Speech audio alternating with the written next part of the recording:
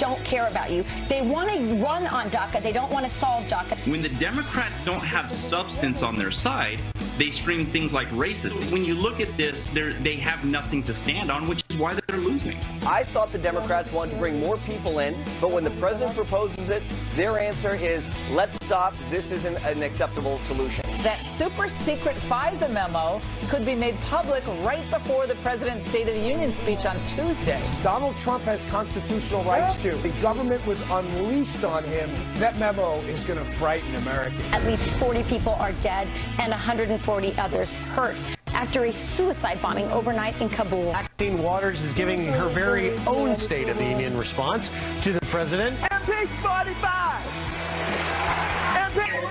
And get to do the NFL experience with me.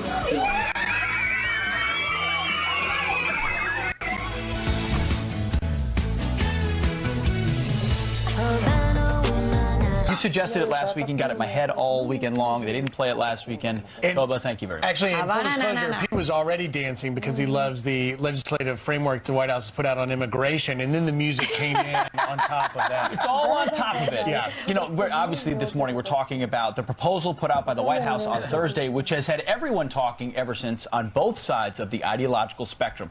Before we talk about those two sides, let's lay out what the White House is proposing in its initial proposal, which will come out in more of a legislative framework on Monday. They say the deal should look like this.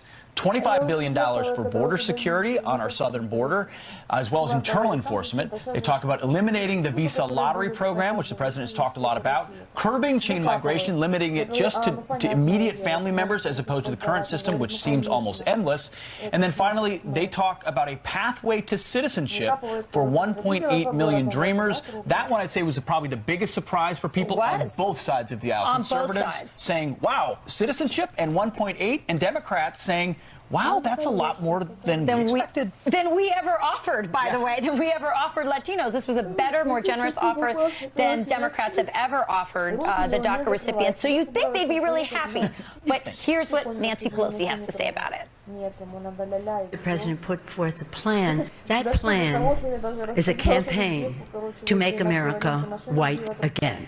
They are changing the character of our country by what they are putting forth. They bring a tear to the eye of the Statue of Liberty, and they bring fear into the hearts of people who are here playing by the rules. This is remarkable to me because as someone that covers this legislation in Washington all week long, every week, every day, it just seems that Democrats have chosen to resist instead of even accept it. And that's why we had on earlier Corey Lewandowski. Now, Corey, helped the president get elected, but he's also helped to push as many things as he can on tax reform and now on immigration. I said, are you frustrated that Democrats won't even consider it? Here's what Corey said. I thought the Democrats wanted to bring more people in. They wanted to let people into the country. They wanted to make these people citizens. But when the president proposes it, their answer is, let's stop. This isn't an acceptable solution. Nancy Pelosi wants to be the next Speaker of the House. And if the Democrats have their way, they will take back the House, and she will be the Speaker. She is so out of touch with reality right now. So, Rachel, I mean, you just want to make America white again. Yeah, exactly. We're going to bring in almost 2 million more Hispanics and other nationalities, and we're making America white again. This makes absolutely no sense. But I'll tell you this, as a Hispanic woman, and I hope all the Hispanics that are watching right now get this. If you ever wondered why the Democrats couldn't put together a deal in 8 years that they had the House, and at some of those points they had the House, Senate, and the presidency in the first few years of Obama's administration, if you ever wonder why they couldn't put it together, or why Obama took out from under Marco Rubio when he was trying to put together a plan, and then President Obama jumped in and did a DACA that could be, no certainty. This is giving you certainty. It's increasing, doubling the number. They don't want to solve this. They are using Hispanics. They want to run on DACA. They want to use identity politics. They're so afraid of Donald Trump and the Republicans being the ones to actually solve not just the situation for the DACA recipients, but also the problem at the border that started this. Because if you get immigration off the table, they lose this racial thing they want to run on. And they also, I think, open Republicans up to looking at the Republican Party as a potential place that they could be. How does that help them how does that help them in 2018, though, when Democrat voters say, what did you give us? Like, give us something. I know. And DACA is what the White House said. Look, we want a wall, so we're going to let Democrats give their voters, Hispanic voters, DACA. And not only are we going to give them DACA, we'll give them twice what they asked for. It's not clear they ever really wanted a resolution, just like it's clear they don't want a resolution on the southern border as well. Well, Brandon Judd, who knows a lot about that southern border, was on our program earlier, and we asked him, how critical is fixing that southern border as it pertains to this deal? Take a listen. We have to have the physical barriers, which is going to be expensive. We know that, but we also have to end the loopholes of catch and release, and we can't do that unless we have the number of judges. We have to remove the magnets that are drawing people to cross the border illegally, which is exactly what this plan is calling for, which is why I believe that this plan is going to work. What you're seeing is the brilliance of a businessman that we elected into the office of president, which is exactly what we expected to see and exactly what we were hoping to see. When you look at securing the border, the question will be what happens going forward. This is either a brilliant opening bid where he's put Democrats in a corner. No, but conservatives have legitimate concerns. Sure. We're talking about citizenship for 1 million more people than they thought. I think there needs to be a trigger in here. If we don't get the wall first, the end of chain migration first, the end of visa lottery first, then you don't get a DACA deal for illegal immigrants. Because what's happened in the past is you get all the amnesty and you get all the promises for border security, and then somehow the Washington swamp finds a way to choke it out. Even a trust fund can be raided of $25 billion. So you better be careful about how you do it, because there's a lot of people that want to undo it. Well, if there's one person that the American people trust to build a wall, the builder president, and somebody who's willing to take the heat and all the racist arrows that are thrown at him for taking on border security, it's Donald Trump. Donald Trump made a brilliant move here. He has backed these Democrats into a corner, and now their true colors are showing. They don't want to help the DACA recipients. And I hope at the State of the Union, because all these Democrats, they're bringing in DACA recipients and dreamers to make their point. I hope that the president speaks directly to them and say, the people that are sitting on this side of the aisle do not want to give you a deal, because that's what you see right now. Their true colors are so exposed. I think they're going to lose Hispanics on this, because you got people like Gutierrez, you've got people like Manchin, honest brokers who really want to help these kids go. Of course. Senator Kaine saying, I'm willing to do things. But and I think the president also knows he could lose a lot of base support if he goes too far as well. So he's got a balance that he's got to make to strike the kind of deal. And that's why he's in the seat that he's in. But we want to know what you think. Friends at FoxNews.com. Absolutely. What's your take on the proposal so There's far? another story, though, that I think people should be paying attention to after the State of the Union, probably mid to late week, is the release of this FISA memo. We've seen a lot of talk about it. We saw release the memo. We saw Stephen Boyd, the Assistant Attorney General of the DOJ, sent a letter to the House Intelligence Committee saying, don't do it, don't do this, don't do this. We've seen, obviously, the minority chair of that, Adam Schiff, saying this would be absolutely outrageous. But I think that in the name of transparency, the American people have shown that they're interested enough to see let's have it. This is a result of the work and the Democrats, by the way, saying they're going to put their own memo out. Well, the memo that we're talking about right now, though, is Devin Nunes's memo, the chair of that committee. They've done a lot of work looking at these FISA warrants.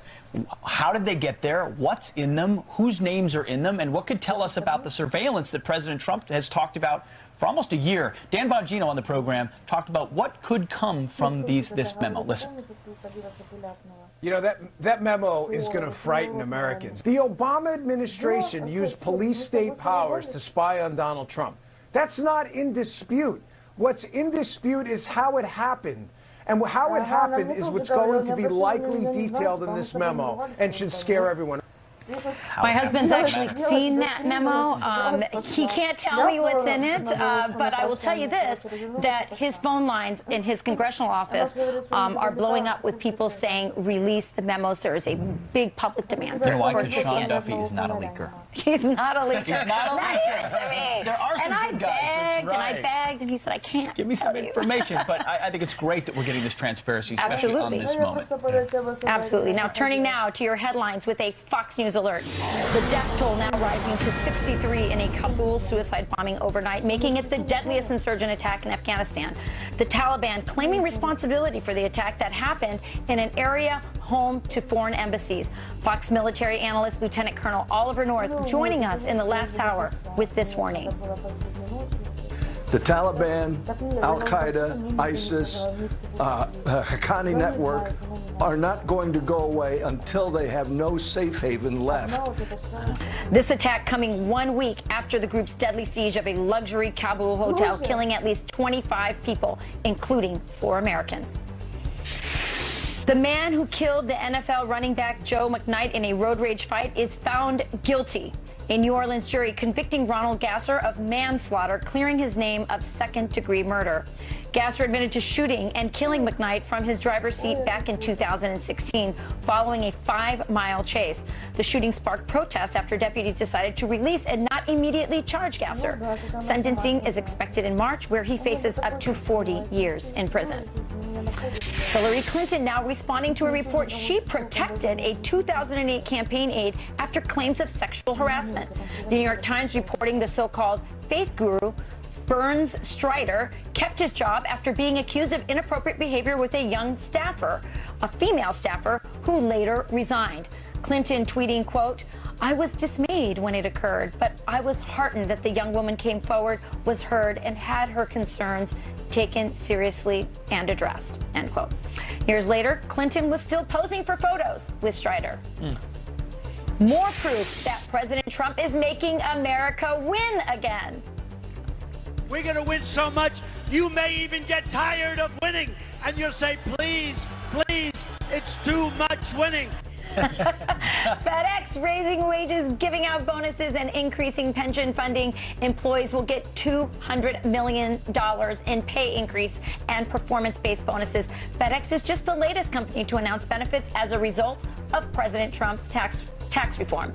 And those are your headlines. By the way, I've been getting texts all day from friends and tweets of what they're doing with their bonuses. So it's happening all over America, not just the companies you're hearing about. It's happening in small-town America. That's right. Breadcrumbs are adding up. That's right. All right. Well, President Trump sending a big message to the world and their world leaders in Davos. America is open for business, and we are competitive once again. So, how will the world respond? We're going to ask Nigel Farage next. And it's one of the most iconic symbols in the Super Bowl. What? What happens if the Eagles lose? You'll find out. I will always put America first, just like the leaders of other countries should put their country first also. But America first does not mean America alone. President Trump pushed his America First agenda in Davos on Friday. So how did the rest of the world respond to his big speech? Joining us with his reaction, former UK Independence Party leader and Fox News contributor Nigel Farage. Good morning, Nigel. Good morning. There? Oh, we couldn't see you. Well, Sorry about that. Welcome. Yeah, okay, you got me. You've got me. So, Nigel, could you have asked for anything better from an American president on that world stage? No, I mean, in theory, Trump going to Davos should be like Daniel going into the lion's den. You know, all these people have been completely negative about him and his presidency. And what did he do? He stood up there. He gave a calm, reassured, confident speech, but he also started to explain why the American economy is outperforming everybody else. He talked about deregulation. Of course, he talked about tax cuts. And the reaction was stunning. You know, we had Lloyd Blankfein, one of the biggest Goldman Sachs bosses in the world, saying there was a lot more in the speech I liked that I didn't like. We had Sir Martin Sorrell, the boss of WPP, one of the biggest advertisers in the world, saying, well, it was such a good speech, maybe Trump's going to do better in the midterms than everybody thought. So I think yesterday he began to make people perhaps rethink the economic model, because we in Europe and across much of the West are obsessed with regulation upon regulation and the idea that all countries should have the same rules. And what Trump talked about was competition, giving people incentive and bringing jobs. Well, Nigel, he also talked about free nations. His message was free nations on common goals, right? And that's why you saw European CEOs from Volvo, Adidas, Anheuser-Busch, InBev coming out praising what he's done here and bringing it there as a common goal. But yet you saw European leader after European leader criticizing and heaping further skepticism. It reminds us of what Democrats are doing back home. Well, of course, because the leaders of the European countries are trying to build a new state called Europe, based in Brussels, run by bureaucrats, and Trump pretty openly attacked bureaucrats, attacked people who make laws who aren't directly accountable. And we'll find out more on this because he did an interview with Piers Morgan, which will play on UK television tomorrow night, and I guess Piers will have asked about these things. So what you saw were the politicians who want to take democracy away and replace it with bureaucracy. They didn't like it, but the important thing is that business liked it. Business will think a lot about what he said, and I have to say, a lot more businesses, in my view, will invest in America on the back of it. That's a great point. I mean, bureaucrats like to talk about common goals, but it's ultimately competition that's going to change that dynamic in Europe and maybe get them back onto the ledger of relevance. Nigel, thanks a lot. Thanks, Nigel. Thank you, Nigel. A picture is worth 1,000 words, but not when it's hidden from the public for 13 years. Could this photo of President Obama have changed the course of history? Lifelong Democrat Alan Dershowitz is here to react. Plus, Democrats are blasting President Trump's immigration plan. Can both sides find a middle ground, or are the Dems more interested in dividing America? We're going to debate it coming up next. Oh, no, we ain't gonna take it. Oh, we're not going. All right, some quick headlines for you. An ex-chairman of the Missouri Democratic Party pleads guilty in a corruption case. Mike Sanders now facing 5 years in prison after admitting to using about $62,000 in campaign funds for personal use, including trips to California's wine country and Las Vegas. An aide also pleading guilty to the same charges. And far-left Democratic Representative Keith Ellison may be considering a run for Minnesota Attorney General. Politico reporting he's getting bored in the House. Ellison made headlines earlier this month when he endorsed an Antifa handbook that he says will strike fear in the heart of President Trump. The death toll now rising to over 60 in a suicide bombing. Thanks, Rachel. Making it that attack the deadliest insurgent attack in Afghanistan this year. The Taliban claiming responsibility for the Kabul attack overnight that's injured 150 others. So what does the rising violence in Afghanistan mean for the United States and our presence in the region? Our guests here to react, the president of Security Studies, Jim Hansen, and the president of the Washington Strategy Group, Joel Rubin. Joel, you were at the State Department. Jim, you, no stranger to counterterrorism operations. I want to get both of your reaction. Jim, you first to this latest attack in Kabul. It shows that there are no safe havens in Afghanistan, and unfortunately, there still are safe havens in Pakistan, which is why President Trump cut off aid to that country. For too long, we were just shoveling cash at the Pakistanis while they played a double game with us, allowing the Taliban and Al-Qaeda and everybody else to cross the border, refit, retrain, and get ready to come back in the country and cause trouble. We need to see if Pakistan now is going to look at that and decide that they want to be on the side of helping the Afghan government stand up, or if they're going to stay with the terrorists. That's going to be the real key. Joel, your thoughts on this? Well, Griff, first and foremost, this is a horrible attack. It's devastating to watch the number of civilians that get killed. And we need to be very firm in our view and our approach and response to this. But it doesn't mean that the attack came from Pakistan. It means that we need to first and foremost understand what is driving this terrorism. And we currently do not have a diplomatic approach that engages Pakistan, the different parties, the warring factions inside of Afghanistan to really resolve this. You know, we've been at this for nearly 17 years. You think by this time we would have a real clear idea of how to fix this situation, which is critical for our national security. The current policy is only seeing a worsening of these types of attacks, however. That's a good point. It's been 17 years. But let me move on to just another topic, and that is what we originally wanted to bring you on this program for, and that is breaking down the president's immigration plan, right? I mean, This deal is a legislative framework, but it's pretty clear what it is. It's more than double what Democrats were asking for in terms of DACA. It includes, of course, the wall. The White House saying that no wall, no DACA deal. Jim, let me start with you. Are Democrats simply showing their hand that they just want to resist in the face of actually accomplishing something for dreamers? You know, the president is not going to give them a better deal. This is more than they had a right to expect, because they decided to take him on and play a game of chicken, and he smoked them like a cheap cigar when they shut down the government. You know, I guess even Chuck Schumer wasn't crazy enough to want the Democrats' slogan for the midterms to be illegal immigrants over U.S. citizens. They need to look at this, accept the fact that he made a goodwill gesture, and if they don't take this, the American people will see where their priorities are. And the American people want border security. And Jim, you mentioned Schumer. He tweeted, that this flies in the face of everything that the American people want. But Joel, I ask you, what do the Democrats want? Well, Griff, immigration is American. It's apple pie. Look around. Find me an American who doesn't have some family roots coming from somewhere overseas or south of the border.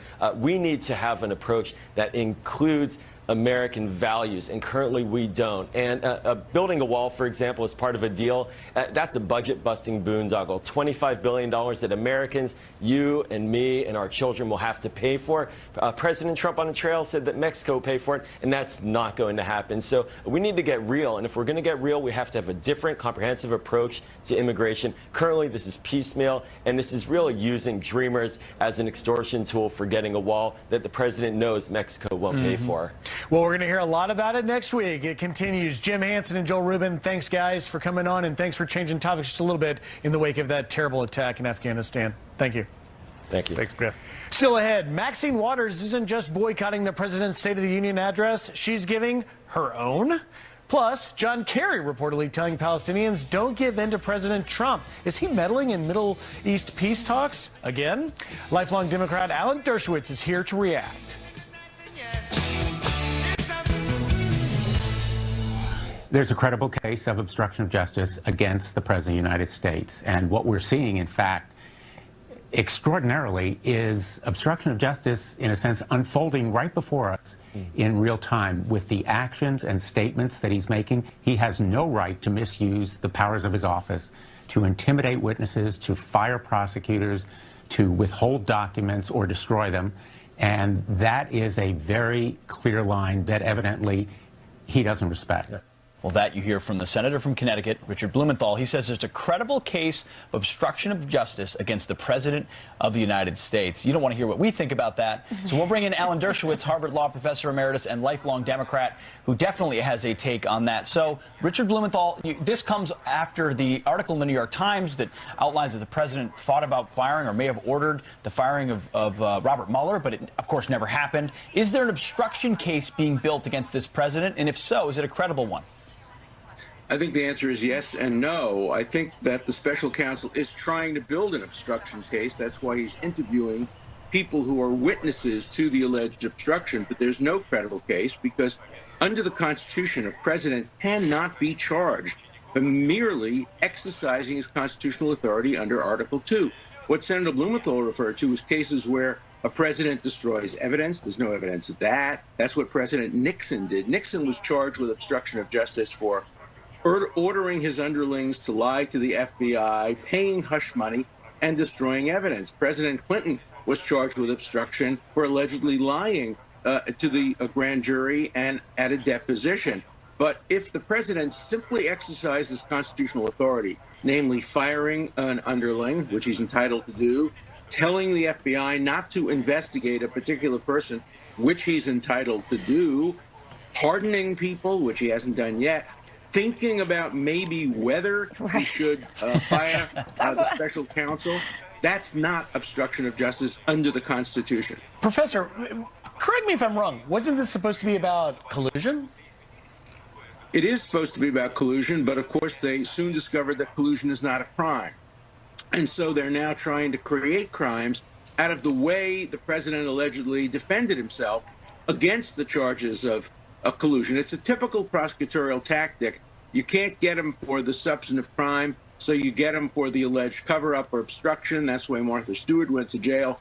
But Martha Stewart wasn't the president of the United States. The president of the United States has constitutional authority to do what President Trump is accused or alleged to have done. It would create a constitutional crisis and a separation of powers issue if a president was ever charged with merely exercising his constitutional authority because a prosecutor didn't approve of his motive. Everybody has mixed motives. And to start creating thought crimes out of a president's motives would create a serious constitutional conflict. Professor, so there is talk right now that John Kerry, now it hasn't been confirmed, but there's talk that John Kerry is meddling in the Middle East peace process. What are your thoughts on that, that he's using some sort of emissary to convey messages to people not to work with the Trump administration on the Palestinian side? What do you say to that? Well, he's denied it, but if it's true, it's a very serious matter. A person who's not in office should not be interfering with the foreign policy of the United States. Jimmy Carter did it when he tried to persuade Yasser Arafat not to accept the Clinton-Barack peace deal of 2000-2001. And if John Kerry is telling Arafat indirectly not to accept peace offers or not to sit down and negotiate, but to play for time, he's doing something serious. Look, he's very lucky that the Logan Amendment is not enforced because it would violate the terms of the Logan Amendment. It's interesting the Democrats are trying to resurrect the Logan Amendment. The Logan Amendment is what prohibits private citizens from negotiating policy. It's not enforced, but if it were, Kerry would be guilty of it if he, in fact, did what he's accused of. And just to be fair, Secretary Kerry's people pushing back on these reports. Of course they are. Well, let's find out the truth. It's important to know, because if he's undercutting the current administration on foreign policy, that's a serious matter. Absolutely. And also potentially saying this guy will only be around for another year, so don't worry about it. And again, not confirmed, but reported. Another topic we're going to get your take on. There's a photo that has emerged from 2005 recently from the Congressional Black Caucus. It was buried by them. A picture of then, I believe it was candidate or Senator Obama with Louis Farrakhan in a photo that was taken then, but the photographer on Tucker said, he was on Tucker Carlson talking about, hey, well, we've got the sound. We'll play what the photographer said about that photo. Listen. A staff member from the Black Caucus called me and said, we have to have the picture back. And I was kind of taken aback. The thought was Minister Farrakhan and his reputation would hurt someone trying to win acceptance in the broad cross-section of people who want that acceptability in the crossover, you might say, can't stand the inquisition that comes with being associated with Minister Farrakhan. So, Professor, why would Barack Obama not want a picture with Louis Farrakhan in the public? Because Louis Farrakhan is a virulent anti-Semite. He's called Judaism a gutter religion. He's anti-American. He is a horrible, horrible human being. And if I had known that the president had posed smilingly with him when he was a senator, I would not have campaigned for Barack Obama. It would have influenced my decision. I threatened to leave the Democratic Party if Keith Ellison were elected as chairman because of his association with Farrakhan. You don't associate with a bigot. You don't associate with an anti-Semite. There should be zero tolerance for that kind of bigotry. And if Barack Obama associated with him, if the Black Caucus invited him, I don't blame them for trying to suppress the truth, because that's a really horrible truth. We should have nobody in public office associating with a bigot like the Reverend Farrakhan. Thank you, Professor. Well, it'll be interesting to see if there are other things that become uncovered as we move forward, and the Barack Obama presidency is in our rearview mirror. Things will pop up. Well, we need the truth about every presidency and every president and every candidate. Thank you. Thank you, Professor. You might say that they were unmasked. They were unmasked. All right. Turning now to your headlines. The deadly flu taking another life, killing 47-year-old Alabama bride-to-be Catherine Acton. She died 1 week after being diagnosed, leaving behind 2 kids, according to the Daily Mail. The hard-hitting virus striking baby boomers more than usual this year, this depending on which flu strain they were exposed to as a child, according to the CDC. There are now 37 pediatric deaths this season. Health officials warning it's not over yet.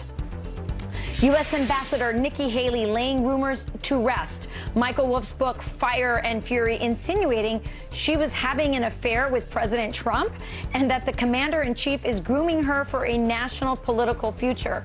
Haley responding to the allegations on Politico's Women's Rule podcast. Listen up. It is absolutely not true. It is highly offensive, and it's disgusting. I have literally been on Air Force One once, and there were several people in the room when I was there. I've never talked once to the president about my future, and I am never alone with him. Haley adding these types of accusations often happen to successful women. An iconic landmark in Philadelphia could soon be changing, at least temporarily. The city's mayor making a bet with the mayor of Brockton, Massachusetts over next week's Super Bowl. If the Eagles lose, Rocky has to wear a New England Patriot attire. But if the Patriots lose, then the statue of real-life boxer Rocky Marciano must wear Eagles gear. And those are your headlines. You made a similar bet, Pete, with Jillian. Be careful what bets you make. You may have a lot of confidence in your team, but it's a 50-50 chance they're going to lose. So we'll see how that one goes. It's fun stuff. Rick, what are you doing? I don't think everybody thinks it's a 50-50 chance. I know. No, that's true. There's odds in there somewhere. There are some better odds in there. Yeah. All right, let's talk a little weather this morning. We have a lot going on this week. We're going to have a pretty active week. And the return of cold air, not immediately, but it's coming back.